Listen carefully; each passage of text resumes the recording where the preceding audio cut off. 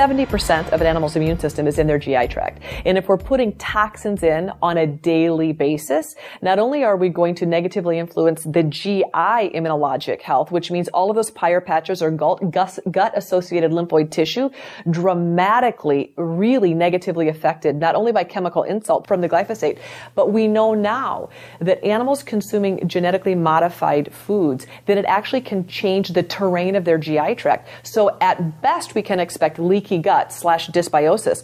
But at worst, absolutely, being that an animal's gut is its first line of defense, we are providing a potentially irreversible immunologic consequence from feeding tainted diets on a daily basis. A lot of my clients will come in and say, oh, you know what? My dog or cat has a sensitive stomach.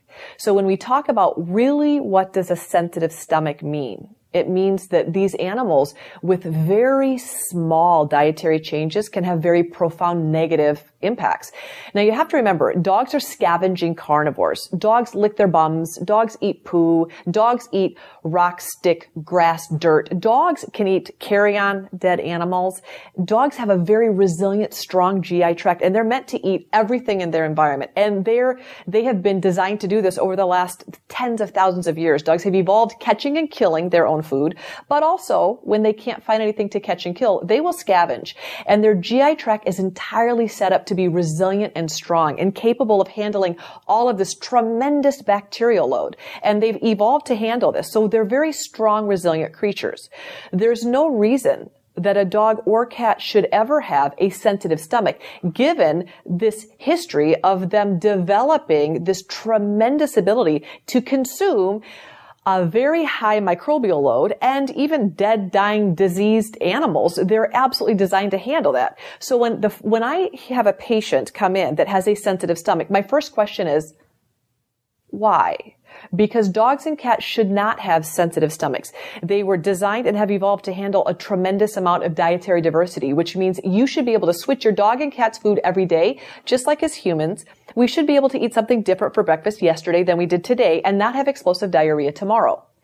If humans can't eat a wide variety of fresh foods and not have GI complications, there's something wrong with that patient's GI tract. And the same holds true for veterinary medicine. Dysbiosis means that because dogs and cats were designed to consume such a variety of different foods in their environment, their GI tracts are strong and resilient. They have very strong stomach pH. So the animals can eat a very high bacterial load. They have very acidic stomach pH, which kills off all of those bugs. And then they have a tremendous amount of bile, which of course enhances peristalsis, but also does a great job of balancing the microbes within the GI tract. Animals eat a lot of dirt and poo, dogs and cats specifically, to be able to get the microbiome that they need. When we wean our animals on to species inappropriate, toxic, dry, inorganic, chemically laden foods that have been genetically altered, we cannot expect a health outcome. What happens is animals become sick, not terminally, but they become chronically diseased, which takes those dogs and cats back to the veterinarian 6 to 8 times a year. Most veterinarians aren't appalled by that, but I am. I don't think that a healthy animal should be visiting the veterinarian for chronic allergies, chronic inflammatory conditions, arthritis, diabetes, organ degeneration. Those are not signs of health. Those are signs of chronic disease. So we should be asking ourselves, why are we having an epidemic of animals suffering from chronic disease? We have to be thinking about the foods that we're feeding. So when I have patients that come in saying that they have sensitive stomachs, we need to begin thinking about sensitive stomachs, meaning that their gut biome is unbalanced or off, that the tight junctions that create the sealed, strong, resilient gut that allows nutrients to come in but keep foreign invaders out, those tight junctions have been broken.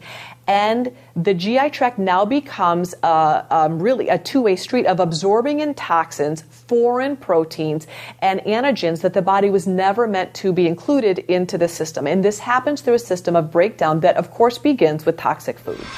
When animals are put on the exact same food, and this comes from my profession, veterinarians recommend that you wean puppies and kittens onto a dead, inorganic, highly processed, little brown crunchy ball that we call kibble, and kibble is produced. It has to contain a starch, 99% of them being GMO'd, and then of course between 70 up to 70% carbohydrates coming from grains, which we know have not only glyphosate residues but have been genetically modified. When we're feeding these puppies and kittens genetically modified ingredients basically from birth, and then as a veterinary profession, we're telling our clients never switch their food. In fact, switching foods could be harmful. Veterinarians are the only health professionals that will tell their clients that fresh foods could be dangerous and that you should never feed anything but a highly processed diet for an animal's entire life. And we actually have been able to convince generations of pet owners that that's healthy, that they should never switch their food, that preferably they should buy the food from us, the veterinarians, and by feeding a dead, inorganic, overprocessed, toxic food their entire life, that we're the professionals, you should trust us, and that's going to achieve health. Well, not only has it not achieved health, we have dogs and cats dying younger of more degenerative diseases than we have ever seen before. And not only do we have to recognize that we're feeding foods that are toxic to them on a daily basis and expecting health as an outcome, which of course can't occur.